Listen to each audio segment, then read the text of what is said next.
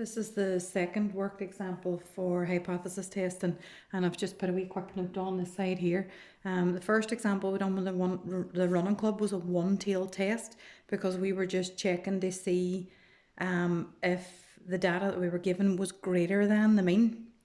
Whereas this time, the one that we're looking at is called a two-tail test, because we're checking the data this time to see if it's just not equal to the mean. And if it's not equal to the mean, then it can be either greater than or less than. So what that means now then, we are significance level. Because we can be either greater than the mean or less than the mean, then we have to divide our significance level by 2 and share that on either side of the mean. You can see that over here on my diagram. I've got my mean set up on here. The question this time, it's the one about the machine that's producing bolts, and we're testing it at the 1% significance level. So 1% significance level, I'm dividing that by 2, it's giving me a half. So I want a 0.5% on each side of the mean. And if you look up your 0.5% in your table, now be careful looking that up. A 0.5% is a decimal, 0.005.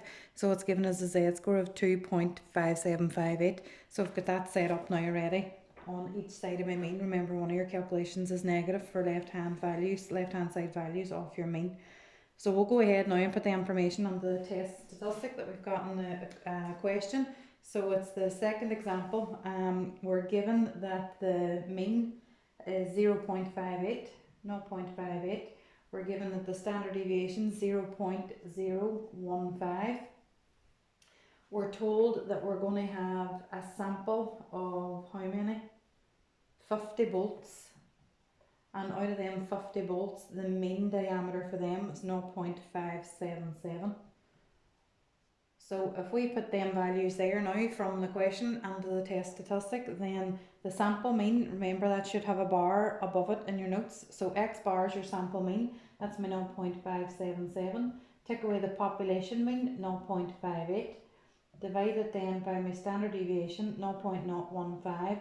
Watch out with all them decimal places that they don't get you. Divided by 50 in that sample. So grab your calculator and type that in then. So I've got 0.577, take away 0.58, 0.015 over the square root of my sample, 50. And I'm getting a negative value there, negative 1.41, the two decimals. So negative 1.41. That's my calculated z-score, and I'm going to compare that now against my z-scores for my critical values, and I'm looking at negative 2.57, have to be that far away. Negative 1.4 is going to be sitting in here somewhere. So I'm still within the non-shaded area, I'm still okay. So what I can do there is just go ahead and accept H0, my null hypothesis, that there isn't enough evidence to suggest that the bolts in this sample have a higher mean than the population mean. We accept that the mean is correct.